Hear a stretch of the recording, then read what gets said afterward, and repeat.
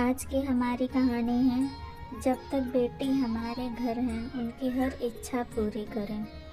5 साल की बेटी बाजार में गोलगप्पे खाने के लिए मचल गई। किस भाव से दिए भाई? पापा ने सवाल किया। 10 रुपए के 8 दिए हैं, गोलगप्पे वाले ने जवाब दिया। पापा को मालूम नहीं था गोलगप्पे इतने महंगे हो गए हैं। जब वे खाया करते थे तब तो 1 रुपए में 10 मिला करते थे। पापा ने जेब में हाथ डाला, 15 रुपए बचे थे। बाकी रुपए घर की ज़रूरत का सामान लेने में खर्च हो गए थे। उनका गांव शहर से दूर है, 10 रुपए तो बस किराए में लग जाने हैं। नहीं भाई, 5 रुपए में 10 दो तो ठीक है, वरना नहीं लेना। यह सुनकर बेटे ने मुंह फुला लिया। अरे अब चलो भी, नहीं लेने इतने महंगे। पापा के माथे पर लकीरें उभर आई। अरे खा लेने दो ना साहब, अभी आपके घर में है तो आपसे लाड भी कर सकती है। कल को पराए घर चली गई तो पता नहीं ऐसे मचल पाएगी या नहीं। तब पापा भी तरसेंगे बिटिया की फरमाइश पूरी करने को। गोलगप्पे वाले के शब्द थे तो चुभने वाले, पर उन्हें सुनकर पापा को अपनी बड़ी बेटी की याद आ गई, जिसकी शादी उन्होंने 3 साल पहले ही एक खाते पीते पढ़े लिखे परिवार में की थी। उन्होंने पहले साल से ही उसे छोटी छोटी बातों पर सताना शुरू कर दिया था। 2 साल तक वह मुट्ठी भर भर के रुपए उनके मुंह में ठूसते रहे, पर उनका पेट बढ़ता ही चला गया और अंत में एक दिन सीढ़ियों से गिरकर बेटी की मौत की खबर ही मायके पहुंची। आज वह छटपटाते हैं कि उनकी वह बेटी फिर से उनके पास लौट आए और वह चुन चुन कर उसकी सारी इच्छाएं पूरी कर दें। पर वे अच्छी तरह जानते हैं कि ये अब असंभव है। दे दूं क्या बाबूजी? गोलगप्पे वाले की आवाज़ से पापा की तंद्रता टूटी। रुको भाई 2 मिनट।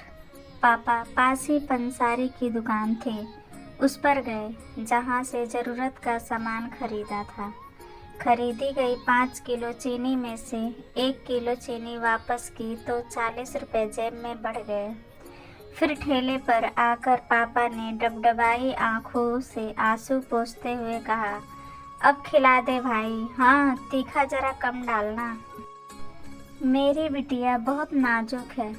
सुनकर 5 वर्ष की गुड़िया जैसी बेटी की आंखों में चमक आ गई और पापा का हाथ कसकर पकड़ लिया। जब तक बेटी हमारे घर है उनकी हर इच्छा पूरी करें। क्या पता आगे कोई इच्छा पूरी हो पाए या ना हो पाए। ये बेटियां भी कितनी अजीब होती हैं। जब ससुराल में होती हैं तब मायके जाने को तरसती हैं।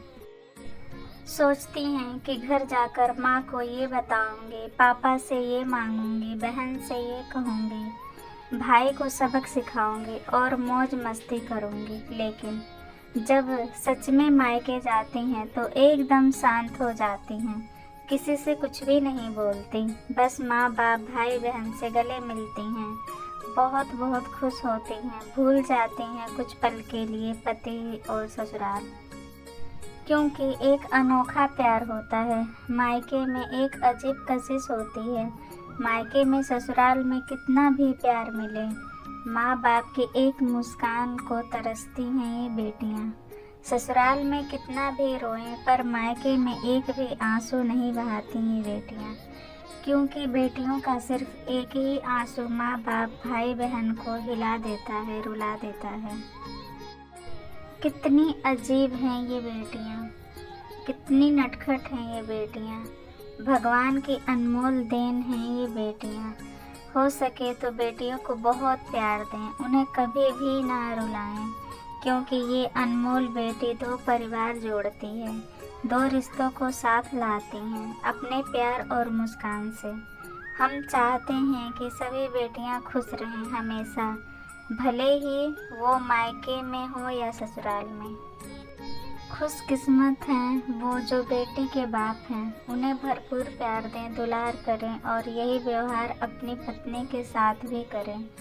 क्योंकि वो भी किसी की बेटी है और अपने पिता को छोड़कर आपके साथ पूरी ज़िंदगी बिताने आई है। उसके पिता की सारी उम्मीदें सिर्फ़ और सिर्फ़ आपसे है।